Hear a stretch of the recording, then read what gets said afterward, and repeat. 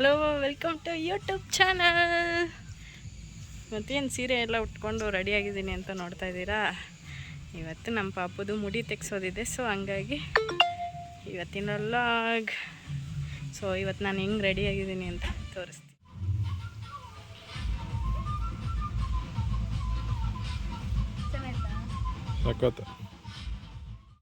ವಿಕ್ಕೋ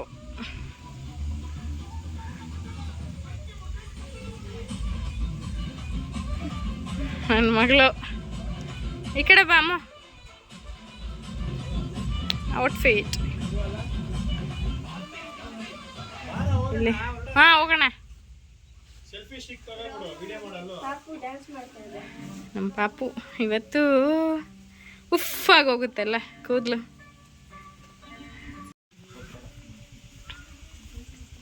ನಮ್ಮ ಪಪ್ಪ ಒಂದು mess.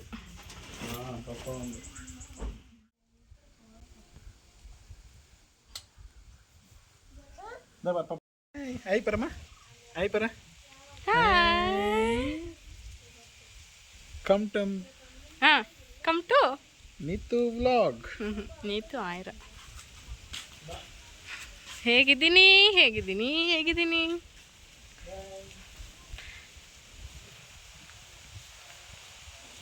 So ಇವತ್ತು ನಮ್ಮ ಪಾಪು ಮುಡಿ ತೆಗ್ಸೋದಿರೋದ್ರಿಂದ ಇಷ್ಟು ಗ್ರ್ಯಾಂಡಾಗಿ ರೆಡಿಯಾಗಿರೋದು. ಚೆನ್ನಾಗಿ ಕಾಣ್ತಿದ್ದೀನ? ಚೆನ್ನಾಗಿ ಕಾಣ್ತಿದ್ದೀನ? ಚೆನ್ನಾಗಿ. ಏನು ಇನ್ನೊಂದ್ಸಲ ಹೇಳಿ. ಏನು ಡಾಕ್ಯುಮೆಂಟ್ಸ್ ನಿಲ್ಲಿಸ್ತಾ ಹೋದ್ರೆ ನಿಮ್ಮ ಹಂಗಲ್ಲ. ಅಷ್ಟು ಚೆನ್ನಾಗಿದ್ದೀನ? ಪರವಾಗಿಲ್ಲ ಬಿಡು.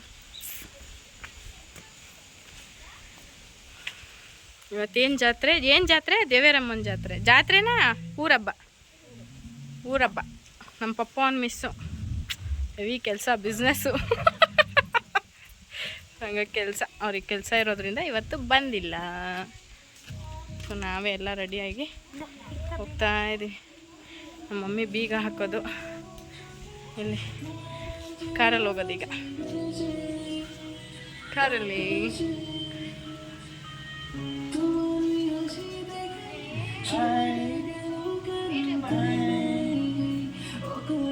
ಎಲ್ಲಿ ಕೂರೋದು? ನಾನು ಎಲ್ಲಿ ಕೂರೋದು?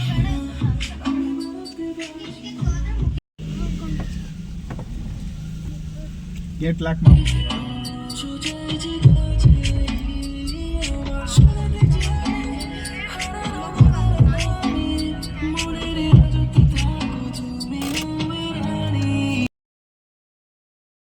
ಗೇಟೆಲ್ಲ ಲಾಕ್ ಮಾಡಿಕೊಂಡು ಈಗ ಹತ್ತಿ ಕುತ್ಕೊತಾ ಇದ್ದಾರೆ. ಈಗ ನಾವು ಇಲ್ಲಿಂದ ಹೋಗ್ತಾ ಇದ್ದೀವಿ. ನಾನು, ಮಮ್ಮಿ, ವಿಕ್ಕು, ನನ್ನ ಮಗಳು ಎಲ್ಲ. ಸೊ ಇದು ಅರ್ಧ ದಾರಿವರೆಗೂ ಬಂದ್ವಿ.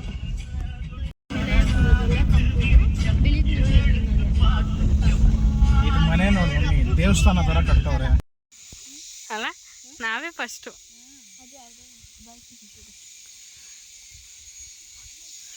ನಾವು ನಮ್ಮ ಪಾಪುಗೆ ಆಫ್ಟರ್ 11 ಇಯರ್ಸ್ ಆಯಿತು. ನನ್ನ ಫಸ್ಟ್ ಮಗಳಿಗೆ ಮುಡಿ ತೆಗೆಸಿದ್ದು. ಅದರಿಂದ 11 ಇಯರ್ಸ್ ಆದಮೇಲೆ ನಮ್ಮ ಪಾಪು ಹುಟ್ಟಿರೋದ್ರಿಂದ ಇವಾಗ ಮುಡಿ ತೆಗ್ಸೋಕೆ ಹೋಗ್ತಾ ಇದ್ದೀವಿ. ಸೊ ಇದು 11 ಇಯರ್ಸ್ ಆದಮೇಲೆ ನಾವು ಬರ್ತಾ ಇರೋದ್ರಿಂದ ಪಾಪ ನಾವು 1:30ಗೆ ಇದ್ವಿ. ಸೊ ದೇವ್ರು ಬಂದಿದ್ದೇನೆ 2:30, 3 o'clock ಆಗಿತ್ತು. ಇನ್ನೂ ಬಂದಿರಲಿಲ್ಲ ನೋಡಿ, ಯಾರೂ ಇಲ್ಲ. ಅದಾದಮೇಲೆ ತುಂಬ ಜನ ಬರ್ತಾ ಇದ್ದಾರೆ, ಯಾರೂ ಇಲ್ಲ. ಇಲ್ಲೆಲ್ಲ ಖಾಲಿ ಇದೆ. ಹಂಗಾಗಿ ನಾವು ಬೇಗ ಬಂದಿದ್ವಿ.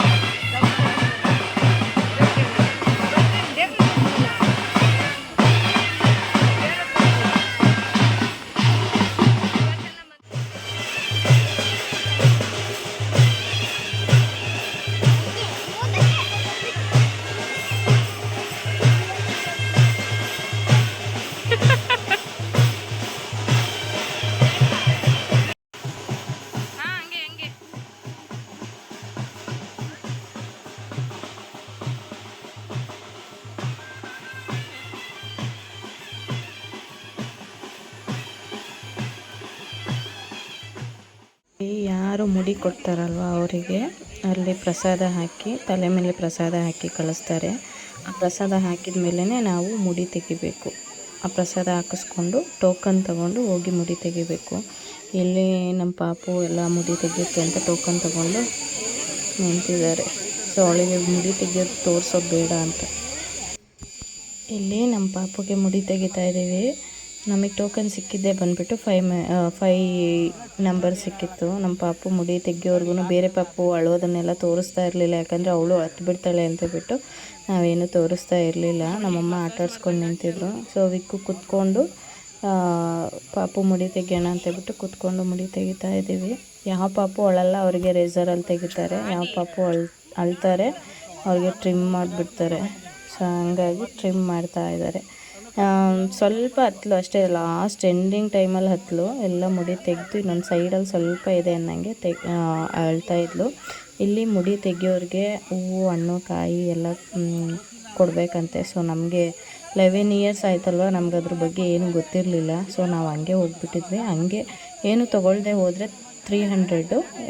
ಮುಡಿ ತೆಗಿಯೋರಿಗೆ ಹಣ್ಣು ಕಾಯಿ ಇಲ್ಲ ಬಟ್ಟೆ ಏನಾದರೂ ತೊಗೊಂಡೋದ್ರೆ 200 ಅಂತ ಹೇಳಿದರು. ನಮಗೆ 300 ಆಯಿತು. ಸೊ ನಾವು ದೇವರಿಗೆ ಸೀರೆ ಎಲ್ಲ ಕೊಡೋದ್ರಿಂದ ಅದೆಲ್ಲ ಇತ್ತು. ಅದೇನು ತೋರಿಸೋದಕ್ಕಾಗಲಿಲ್ಲ. ಪಾಪು ಸ್ನಾನ ಎಲ್ಲ ಮಾಡೋದಕ್ಕಿತ್ತು, ಹಂಗಾಗಿ ಏನು ತೋರಿಸೋದಕ್ಕಾಗಲಿಲ್ಲ, ವೀಡಿಯೋ ಮಾಡೋದಕ್ಕಾಗಲಿಲ್ಲ. ಎಷ್ಟಾಗುತ್ತೆ ಅಷ್ಟು ವೀಡಿಯೋ ಮಾಡಿಕೊಂಡು ಹೋಗ್ತಾಯಿದ್ದೀನಿ. ಇವಾಗ ನೋಡಿ ಇಲ್ಲಿ ಈಗಿಂದ ಅಳೋಕ್ಕೆ ಶುರು ಮಾಡ್ತಾಳೆ.